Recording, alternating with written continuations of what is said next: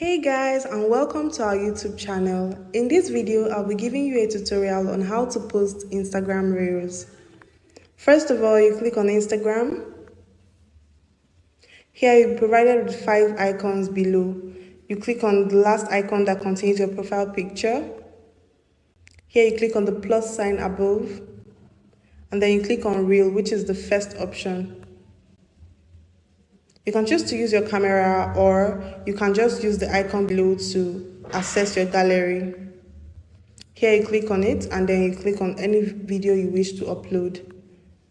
You click on add, which is at the top right, and then you click on next. You can choose to add music, text, or stickers here, and then you click on next again. You can edit the cover, or you can just write a caption. You click on OK, and then you click on share. After that, your video will be uploaded on Instagram.